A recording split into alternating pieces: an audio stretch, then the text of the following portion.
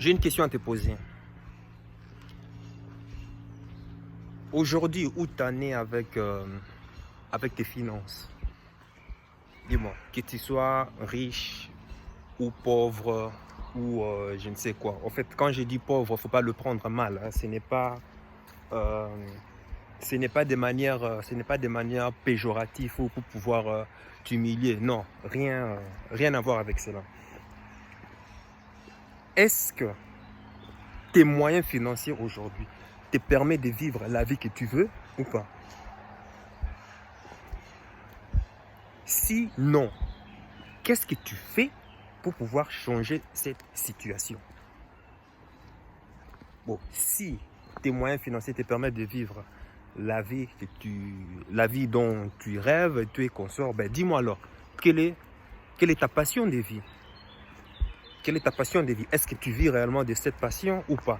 Parce que je connais aussi des gens, des gens qui gagnent bien leur vie, mais qui s'ennuient à mourir. Et c'est ce qui est étonnant, quoi. Des gens qui gagnent qui gagnent très bien leur vie, mais ils ne savent pas comment profiter de la vie. C'est ça qui est dommage, quoi. Et voilà pourquoi la société pour laquelle je suis partenaire nous apprend nous à comment non seulement gagner, comment on appelle ça, nous fait vraiment profiter de nos biens, comment on appelle ça. On profite bien de nos biens matériels, mais en plus, on nous apprend comment s'amuser, profiter de la vie, croquer la vie à pleines dents. Il y a des gens qui ont l'argent, mais qui ne savent même pas comment faire pour pouvoir profiter de la vie, comment s'amuser et tout et consort.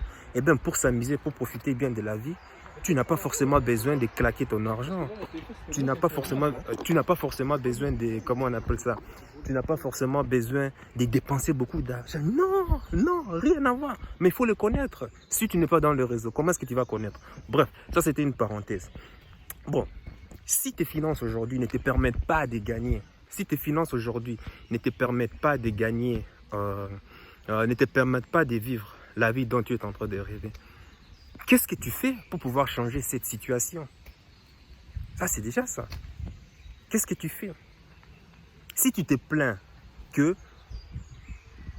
si ta situation ne change pas aujourd'hui, c'est parce que c'est à cause du gouvernement, c'est à cause de la crise, c'est à cause de quoi? C'est à cause de ceci, c'est à cause de cela. Mais est-ce que tu penses vraiment que tu vas devoir, est-ce que tu penses que tu vas vraiment, comment on appelle ça? Est-ce que tu penses que tu vas vraiment résoudre tes problèmes en indexant toujours les autres? Est-ce que tu penses que c'est une manière vraiment de pouvoir y arriver à t'en sortir de tes problèmes en indexant toujours les autres? Pourquoi? Parce que à chaque fois que tu es en train de pointer un doigt vers quelqu'un, tu sais quoi? Il y a 3 doigts qui sont en train de pointer directement vers toi. Donc, ce qui veut dire que la cause de ta situation financière, là actuellement, ce n'est pas les autres, en fait c'est toi. Tu es 3 fois responsable. Regarde, quand je pointe comme ça, qu'est-ce qui se passe? Regardez. Il y a 3 doigts en même temps qui pointent vers moi. 3, c'est 3 ici, ça pointe aussi vers moi. Oui, toi-même fautif, la personne aussi que tu pointes aussi te dit que c'est aussi toi le fautif. Et il y a aussi l'environnement, l'univers aussi qui te dit que non, c'est toi qui es le responsable. Donc, soit déjà, à partir du moment où tu prends déjà conscience de cela, que tout ce qui t'arrive ici, que tu en es la cause de tout ce qui t'arrive, en bien ou en mal, oui, en bien ou en mal, même lorsque tu choisis, tu es dans une relation où le mari est violent, le mari te tabasse, tu es consort, même si tu es dans une relation où le mari te trompe, ou si tu es un homme par exemple, hein, comme on connaît que la majorité des femmes sont de michto ou tu vois, des profiteuses ou ce genre de trucs, des infidèles et autres. Oui, tu vas dire que oui, c'est à cause de ta femme ou c'est à cause de ton homme, mais le premier fautif c'est toi.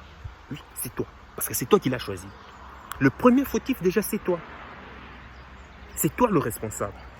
Donc, commencez toujours à indexer.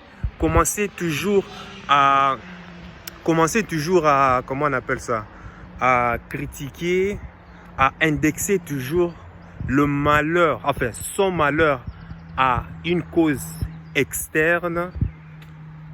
C'est positionner en tant que victime, quoi. Et il y a deux problèmes majeurs. Les gens qui arrivent généralement à des gens, c'est cette maladie qui te gangrène, qui te maintient toujours à cette étape où tu es actuellement, quoi. Donc ces deux maladies, ce sont quoi? L'excusite et puis le mysticisme. Je répète, l'excusite et puis le mysticisme. Pourquoi l'excusisme? Pourquoi? Parce que les gens donneront toujours des excuses à quoi? Et ça, c'est en fait, par exemple, le business seller dans lequel je suis, en fait, c'est un business, c'est une entreprise, c'est une industrie de développement personnel.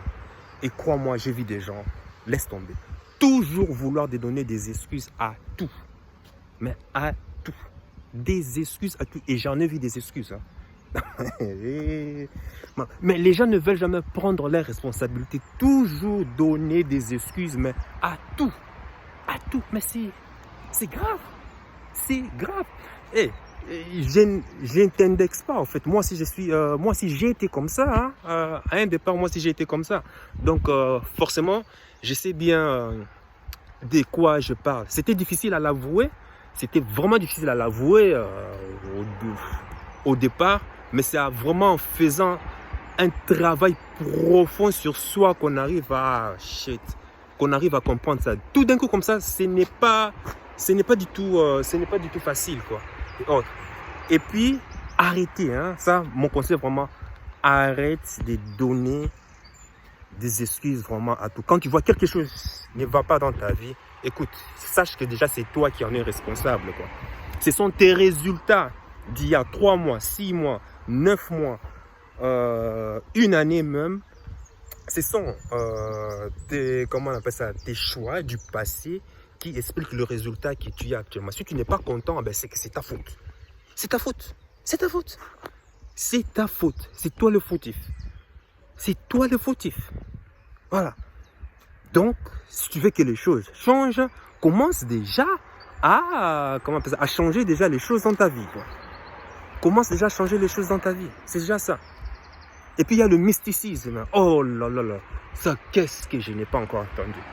Les gens veulent toujours justifier leur situation à toujours des causes. Oh, c'est des esprits maléfiques. Oh, c'est à cause de Dieu. Oh, c'est la volonté de Dieu. Ne te fous pas de moi. Hein. Arrête-moi avec. Voilà par exemple des excuses. Oh, c'est un mauvais sort. Oh, c'est un. Comment on appelle ça? C'est un. Je sais pas moi. C'est la malchance de tel. Oh, c'est la malchance de ceci. Oh, c'est la malchance de cela. Hein? Toi, quand un homme, toi homme, tu vas enfanter, comment on appelle ça? Tu vas enfanter 9 femmes ou 12 femmes différentes, gauche à droite, et après tu viens dire que oh, c'est parce que c'est ta maman qui t'est, comment on appelle ça, c'est ta maman qui t'est, c'est ta maman qui te lance des mauvais sorts par-ci par-là, que je n'arrive pas à réussir dans mes relations, c'est à cause de ceci, c'est à cause de cela. Hey, quand tu partais aimer ces femmes, quand tu partais faire ceci, quand tu partais quand tu partais fouka là, est-ce que ces personnes étaient là à tes côtés pour te dire oui, attention, vas-y, mon ami, ne stoppe pas, vas-y. Est-ce que ces personnes étaient là? Ou bien c'est Dieu, ou bien ces esprits étaient là à côté de toi pour te le faire? Non, c'est toi tu prenais bien ton pied. Et maintenant, tu viens raconter que, ben voilà, parce que si rien ne va dans ta vie, c'est à cause de ceci, c'est à cause de cela. Non, arrêtez.